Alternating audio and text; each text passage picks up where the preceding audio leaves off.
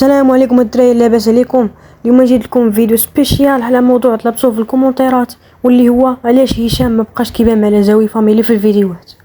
وقبل ما نبداو ما تنساوش ديروا لايك وركعوا على ديك الاشتراك باش نوصلوا 50 مشترك قبل اخر الشهر.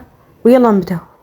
هشام باندا واللي هو خو ابتسام ونسيب على زاوي كان كيدير معاهم فيديوهات في القناه ديالهم من اللي بداوها.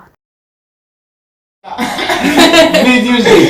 كيف ما كتشوفوا التحدي داروا بزاف ديال الناس المغاربه وداروا السواعده وداروا حتى الاجانب، وقلتوا لنا نديروا انما حنا بطبيعه الحال غنديروا بالطريقه الخاصه ديالنا. مستعدين. تلقى حب كبير من البيبليك المغربي بالعفويه ديالو والتصرفات المضحكه اللي كيدير. كان كيشارك معهم في التحديات والمقالب والروتينات اليوميه. كان لزاوي وابتسام كيتهلاو فيه وكيشريو ليه اي حاجه بغاها وكيوفروا ليه الحاجات الاساسيه حيت كان عزيز عليهم. ما هو كيبان مخصوش يبقى شي واحد يصرف عليه ولا يبقى ياخذ فلوس من لزاوي. فهشام خرج من الحياه وشد المسؤوليه ديالو وفتح القناه اللي هي هشام باندا، اللي قدرت توصل 3000 في اقل من 9 شهور بفضل الله، ثم بفضل التعب ديالو والاصرار. الفيديوهات ديالو كتوصل لملايين المشاهدات والتعليقات المحفزه اللي كتوصلوا كتساعدوا باش يزيد لقدام.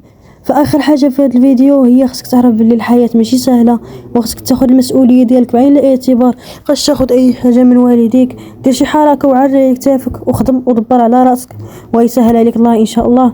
وكان هذا هو الفيديو ديالنا. اذا عجبك الفيديو وصلتي حتى لهنا دير اشتراك وكتب تعليق زوين محفز باش نزيد من الفيديوهات وتهلاو.